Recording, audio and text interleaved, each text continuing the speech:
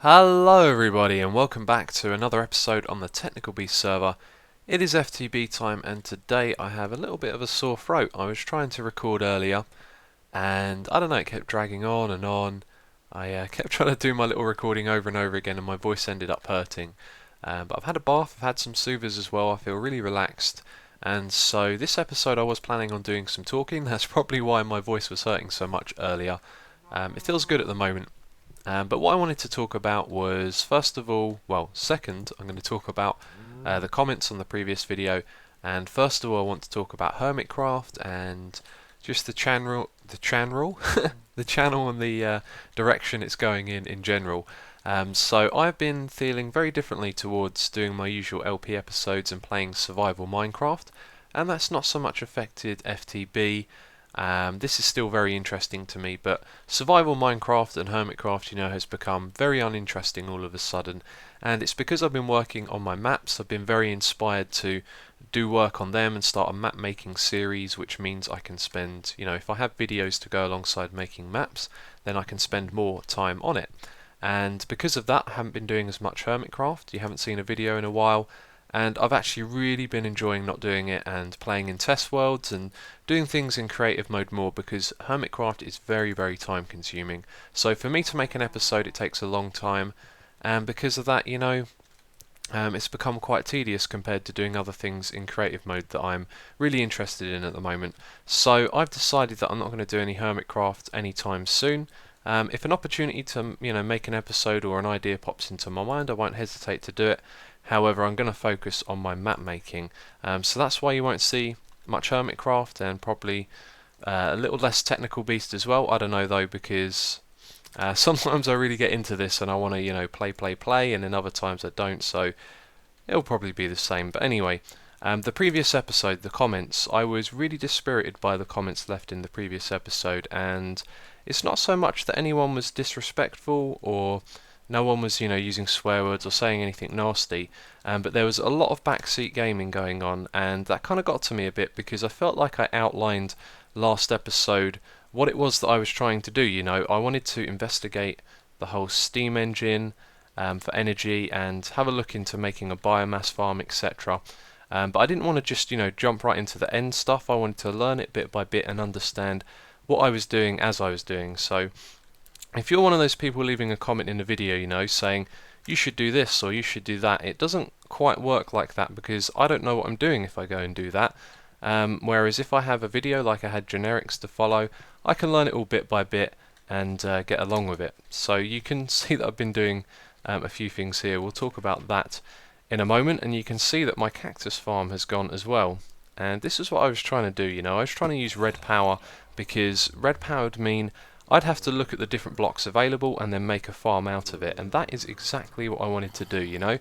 I really don't like the idea of Steve carts and forestry, etc. Those sorts of mods where it's not about how you use the things that are given to you, it's about your knowledge of them.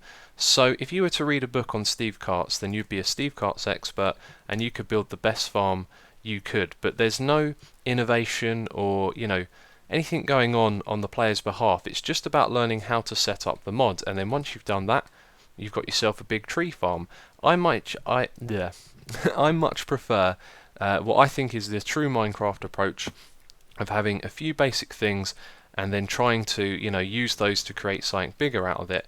And I think Raven's Child summarised that really well. We were having a chat while we were working on the stuff over there, and he said that what I do in Minecraft, it's kind of like I'm one of those people who sees things between the lines, I guess you could say. I look at the game differently and figure out what I can do with it. So I would exploit certain things in the game to make a particular type of farm.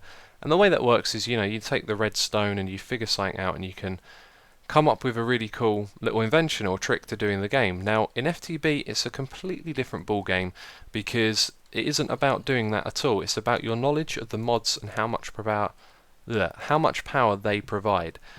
So where I go to build my little cactus farm, there's loads of comments saying, oh, that's not good, forestry is better, and all of this sort of stuff. And that's basically what FTB is. It's knowing what is the best mod to use, and it's not about really innovating and coming up with little things and all that sort of stuff. So that's what I was trying to do. I was trying to use red power to, build my own farm. But anyway, the Red Power farm is gone because unfortunately Red Power seems to be a little bit buggy and it caused a lot of problems on the server. So I had the big cactus farm set up. I had a barrel full of cactus which is gone. I'll tell you about that in a bit. And then I started setting up a wheat farm. Just over here it was. I've tidied everything up now. And I had some of the Zycraft soil in the ground. And then on either side I had deployers and block breakers. So the deployers were every so often, I think it was like 10 seconds, they would try and plant the seeds. And then every 3 minutes the block breakers would try and harvest the wheat. And so that works. The first time I put down the block breakers they would work, and then after one use they would lock up and stop working completely. You couldn't activate them, couldn't get them to do anything, and basically there was too much red power in the area and it stopped working. So I had to take all of it apart, which is really unfortunate. And since then I've been kind of bummed out, you know. I saw red power as a way to do what I like doing in Minecraft, which is, you know, putting bits of the puzzle together to figure out things, which is why I'm enjoying map making. Let's start again there. Map making so much because I see a problem, like, you know, involving players and how we're going to put people in teams, and then I have to start figuring things out and putting all of that together. So I can't do that in Feed the Beast, and I've moved on. I've decided, okay, well, I'm going to have to pick a farm, and I've gone with these iron golems because the visual, they're really cute to look at, you know, they derp around, walking around, doing the farming for you, which is something I don't really like, but, you know, out of all the ones that there are, this is very simple to set up, so I just want to focus on getting the biomass going now. So me and Raven's Child have been working together on this. I've got a little setup over here. I've moved on to using the stills. I always planned to do that. I was just learning to use the basics first, which is the refinery, and so this is the setup that we're going to be going with. I also built a tower on top of the village here. I don't know why. I just looked at the space and thought, do you know what, that roof is 5 by 5. I can put a load of water on top of that, which I've done, and we've got all our aqueous accumulator, is that right? Have I got any glass on me? Because I really want to check that. And I'm breaking it the slow way. Aqueous accumulator. I probably said that wrong. So yeah, that powers the water for the fermenter at the top, that's the one. And then the biofuel is going to go down into the stills below, and then, no, sorry, the biomass is going to go into those, and then that's going to turn into biofuel.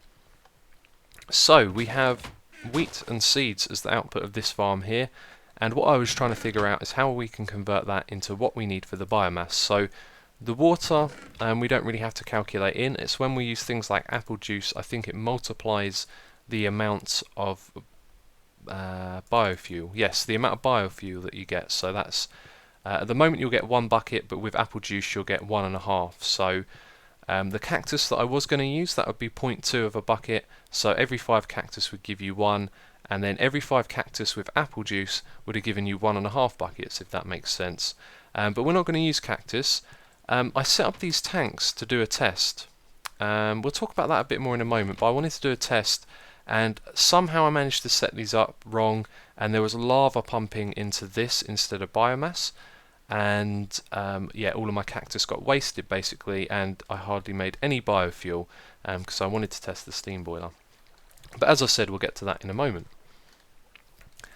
So we're going to be using wheat and seeds, and with that we can make compost, which is, I forget the name of what it's called, but basically it goes in the bottom here. I think it's the catalyst. It goes there, and compost has 250 uses. So every time we put in a bit of plant balls, which is what we're going to be using, and we can do that 250 times with one piece of compost.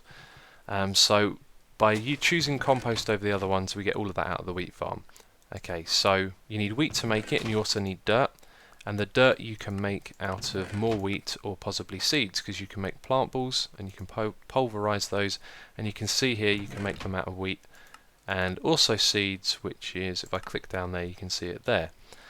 So this will provide us everything we need to make both the ingredients for that. And so what I then had to do was figure out how it was I was going to do that, and I needed to make like a little workflow diagram here so we could understand what was happening. So this is the input, this is wheat and seeds, and the first thing we do is divide them up. Seeds go to the right, wheat goes straight ahead, and so to the right of wheat and to the right of seeds as well, you can see make plant balls, and then we can compress the plant balls, which Raven's Child said isn't really worth it. So at the moment, plant balls would be 0.4 of a bucket of biofuel, and this would be 0.5, but that would take energy, I think, to use a compressor, so that might be why it's not worth it, but that's something we can look into. So anyway, we add a little bit of logic over here. If you see, when we take our wheat to make plant balls, we only do that if the inventory is full. Then we take a stack of items. So when our wheat here is full, we can then take a stack and use it to make plant balls. Now my logic here was that we needed wheat to make compost, and so I wanted my system to always have as much compost as it needed, and for us to not make those plant balls until we've used all of that. So it's like a backup system. So we'll be making enough compost to fill all of it up. The relays that go into, or the one relay that goes into the filter, and that was something else in the previous episode. Someone was saying, make sure to use a machine upgrade. This has a machine upgrade and a speed one as well. So that would be backed up with compost. So would all of these. They'd be full, and the compost production would back up to this point here. So only ever when we have an absolute amount of compost in the system will we then use it to make plant balls. So as soon as one piece of compost gets used, it gets backed up through the system. We take wheat from this chest, and so that's never going to be empty for our compost, is the idea there. So over here we store a limited amount of wheat because we don't want to have too much of it being stored in our system. We use it to make plant balls, to then make dirt, and to then craft our compost, which goes into the system. So hopefully that made sense, and this is me and Raven's Child working on something very similar, except I'm not sure exactly what it's doing because he's changed a couple of things, but the idea it's going to do everything that it says there. You can see here the seeds are just going to be used to make plant balls, which go into this item tesseract, which are then going to go into the relay up there.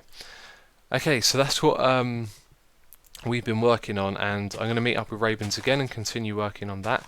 But before we do any more of that, I want to just talk about the steam boiler setup and the backseat gamer comments from the last episode. It's really easy to watch a video and tell someone what they're doing wrong and how to do it properly, but the thing is, a lot of people were leaving comments and they weren't even correct about how many engines you should connect up to this. A common one I saw was that there was 8 engines you should hook up, and do you know what, I didn't even know how many engines. I thought I'd made it clear, but perhaps not. I was just trying to learn everything step by step and figure things out for myself, which is why I was trying to save up all of this biofuel so that I could do my own test, and we'd have a whole tank to empty into our steam boiler so we could get it running at full capacity, and then I could do my own tests and figure out how many of these we could use. But however, Raven's Child has passed on the correct information to me. I'll take his word for it because I think he's done the research, and we can always test later on and confirm these things. But the steam boiler, when it is running at maximum capacity, will produce 720 of these every tick. So that's going to produce 720, and we know that the liquid ducts can hold I think an infinite amount of whatever it is it's holding, like steam, but the bandwidth is the connection point that we have here. So that's capped at 80, I think. So 80 per tick is what it can pass into the pipe. So in order to pull out the maximum amount, which is 720, because that's how much of steam could be being produced at high speed, you would need 9 connectors. So all those ones on the top there, to connect them to the steam engines.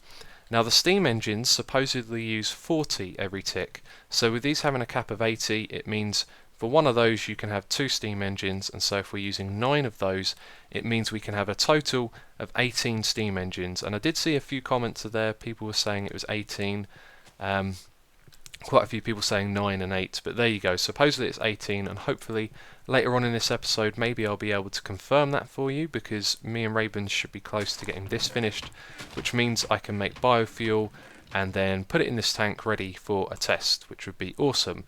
But going back to the backseat gamer thing, it's kind of really dispiriting for me to read so many comments where people watch an episode and they just want to tell me how to do things. I kind of want to find my own way. I don't mind tips and suggestions, but yeah, I don't really enjoy reading lots of comments saying that I'm doing it wrong, and I don't want to have a go at you guys because you guys like make the channel, you know, you support me doing what I do and making videos and stuff, and I'm very appreciative of that, of course.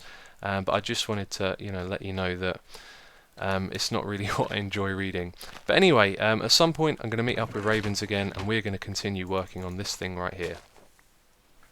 Okay, I'm here with Raven's child. We have been working on this again, haven't we?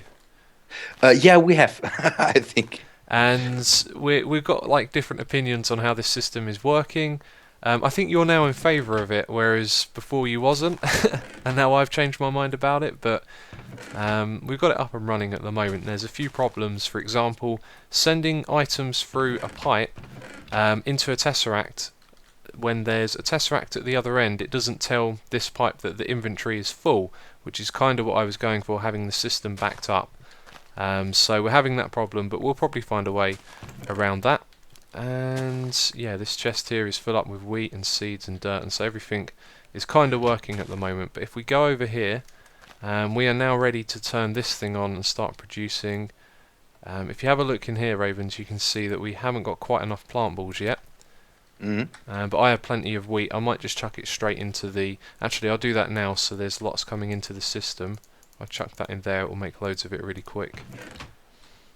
Yeah. And another thing I'd done over here was put in different items into the fabricator's inventory, so that it would only produce a stack of compost and then take the items out of it. Otherwise you'd have 9 stacks in there doing nothing. So we minimise the amount of materials that are just doing nothing in the system. But we can turn these on now to receive energy. And we're going to see how long it takes to fill up this tank over here. Full of biofuel. Oh, and it's going straight away. Is there any way to detect how much is coming in? I can kind of see it over here. If you have a look at the iron tank biofuel, it's going Um, up quite fast in my opinion.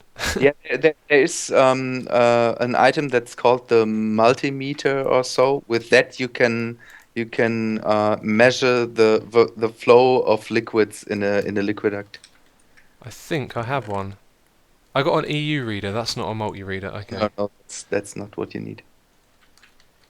But that is pretty decent. I really want a way to calculate that. Maybe we should get a multi-reader and check. You could use the good old counting method because, yeah, 1,000, The good old counting method. yeah, 1,000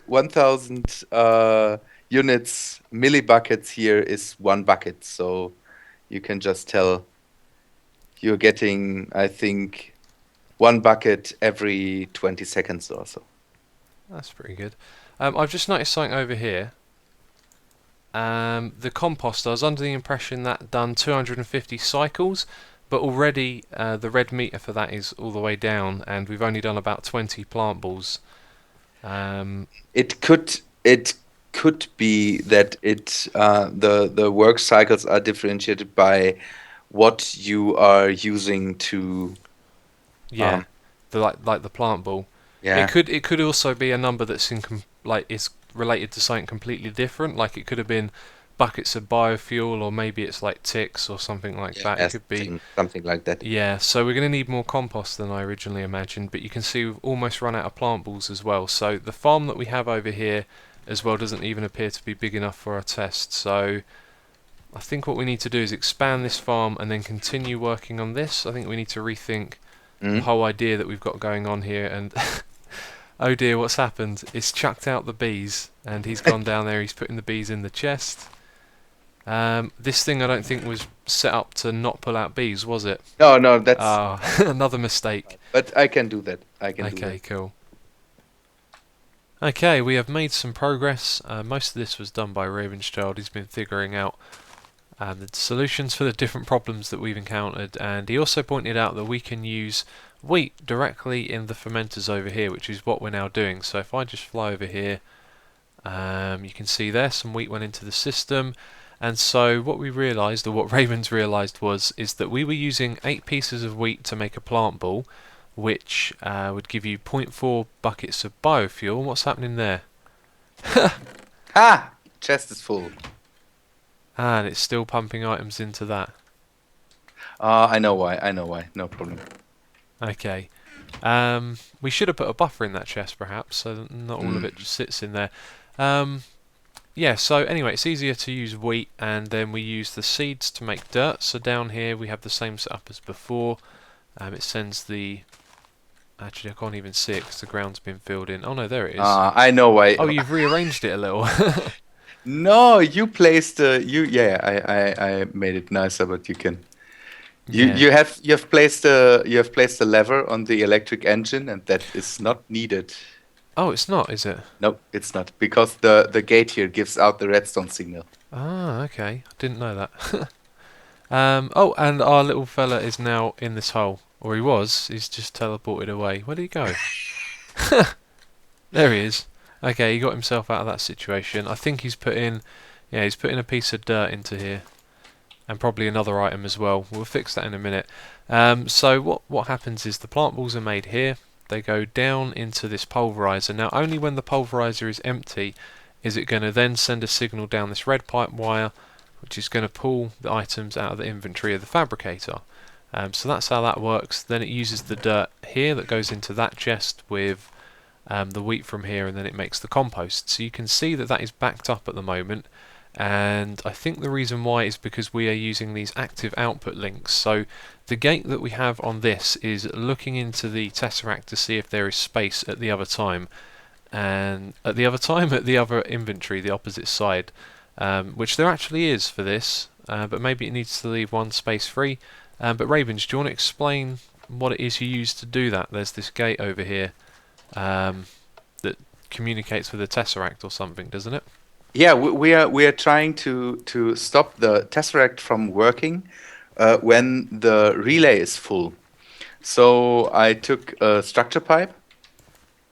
That's a pipe that has no other function than to place gates on it, and you can just use that, place it next to the relay, and just like normally place a gate on it. Tell the gate to give out a redstone signal if the inventory is full. So if this relay is full with items, it gives out a redstone signal, and this redstone signal tells the tesseract to stop working. Yeah, it's And because it then powers the block above, right? This one here. yes, And yes, then this is set up so when it receives redstone, it's going to turn off. yeah. So why does it say it's full when there's a free space in the relay? At the moment, it is not saying that it is full. Oh, um, okay. I don't know what's going on there. Is it possible the tesseract's broke because it doesn't have the frequency on it at the moment? Yeah, did you change I that didn't something? change it. I looked at it a while ago and saw that and forgot to say. So we changed that to Turn it back on. compost. Yeah, Set frequency. So now it's received one item of compost. Is it going to that's get good. any more? That's good. Let's see what's happening over here. Oh, it's spitting them out. Um, It doesn't appear to be working. I'm not sure what's no, going no, on no. there. It is working.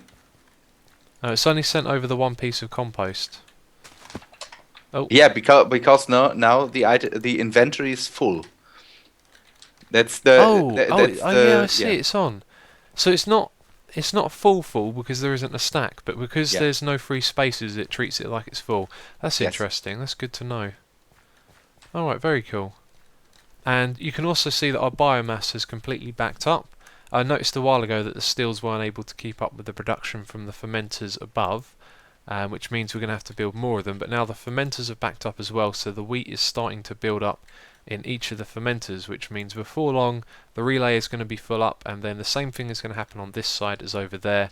It's going to turn off the tesseract, and then that means that this one over here shouldn't. Yeah, you can see it's using the active output link, so that one will no longer pull out wheat from the chest. Sorry, the barrel above, because it won't have the connection with the tesseract. So the next thing for us to do, I think, is just to add more stills, right? And Yeah, perhaps to expand the balance size of the out. wheat farm? Yeah. Because Um, we had over 250 stacks of wheat in here, and now it's gone all the way down to 98 because, yeah, we've been using it all, and we're going to need a bigger wheat farm as well. Yeah, the chest. We filled an obsidian chest full of wheat, so there's where some of the wheat is gone. Oh And yeah, that's a hell of a lot. Okay, I've just been editing this episode and I cut short some of the footage I had at the end. We had a little tour around Raven's base, but I felt like the episode had kind of dragged on a lot. You know, there was a lot of talking. But if you guys want to see a little tour of Raven's base again, see how it's coming along, let me know in the comments and then we can do that. I felt a bit bad about cutting, his part of the episode out if you like. I don't know, it just, there's been a lot of talk and I felt like I just wanted to summarise things up and show you what else has happened. So this is completely different. This is actually my own little system here. I wasn't happy with the one that we had. It just felt like it could have been more effective, and I think this is getting closer to what we need. There's still a few flaws. So I don't think I pointed out that I made this tank here. I think I recorded that after and then cut that bit out. So in case I didn't mention that, Raven's had a tank this big in his base. I think his was actually slightly bigger. It holded 7 million. It held 7 million. And I took apart the other biofuel and biomass tank that we had and put them into this system. And so everything is now in there. And what we're doing at the moment with all these stills is just producing as much as we can. But this farm right here is just not big enough. So my next objective is to expand that. But what I've done with this is I thought about how materials are going into the system as we have it at the moment. There is never really a backed up amount of materials inside these fermenters or in the relays, etc. Now if there were to be the materials that is to be backed up, I think it would work as well. So let me explain what I'm doing here. We're taking all the seeds that come into this side and we are making them into plant balls, and then they are getting sent into that relay over on that side, and we're using the logic with the tesseracts so that when there's space over there, that's going to be active, and then we can send it through on this side. And it just popped into my head that there might be some problems with that if we have two tesseracts trying to do the same thing, or two logic gates sending into the same tesseract. So there's space for one item, they both send one, and one of them gets wasted. So there's a problem there. A way around that would be to move those items into a single chest and have that be moved by one tesseract, which is something I might do. But until we get this thing sort of at high capacity, I'm not going to be able to see if that's going to be a problem. So anyway, I decided that we should get dirt from the master inflow. So up there I've changed one of the filters to send dirt down to here, and there's always dirt passing through. So this chest is probably full by now. The relay actually isn't, so maybe it's not. But anyway, that's going to solve getting the dirt rather than have this farm here make it. And since there's always dirt coming in from quarries and stuff, seems like a good idea because it means we get more biomass out of the farm that we have here. So then we have wheat on this side here. That makes the compost, and then the compost gets sent through to that tesseract whenever it needs it. It doesn't at the moment. And then this chest here is going to have the wheat pulled out of it and sent onto this side. So the problem that you might think that makes is having both wheat and plant balls sent into this. Well, it goes into a relay, so there's space for both. Now imagine we've got half and half in there. When this thing is ready to take out more materials, it takes out a stack at a time, so it's going to take a stack of either plant balls and wheat, and then there's space for either one of those to go back in there. Now it's then going to try and put them into the rooters. So if the fermenters. So if the fermenters are backed up, which I think is unlikely because it seems like these can easily keep up with the pace that the router puts the items into them, so there's always going to be space for something to go in, and it doesn't really matter if it's wheat or plant ball. But if it did get backed up, let's say all of these had wheat in them and we had plant balls in the router, then the router would simply wait until one of these was empty, and then it would start putting items in them. So by having two different ingredients go into this, I don't think we're actually going to have a problem, which is really cool because it then means we get to use all of the seeds for plant balls, whereas we were just using it for dirt before, and now we have our dirt coming in from the master inflow. So it's been a talky episode. Please do let me know if you like that or not in the comments. It does help to have feedback. Sometimes you just end up with a lot to talk about because there's so much thought that goes into these things sometimes, but hopefully you've enjoyed it. And I think the next logical step is to expand the farm here. What I want to do is fill up this tank with tons of biomass so that we can do some tests on the steam engine and see them running at full capacity. So it might take a while before this is full up, but yeah, there's other things to do on the server at the moment, so maybe next episode we'll be taking a break and doing something different. So as always, thank you very much for watching, and I will catch you next time.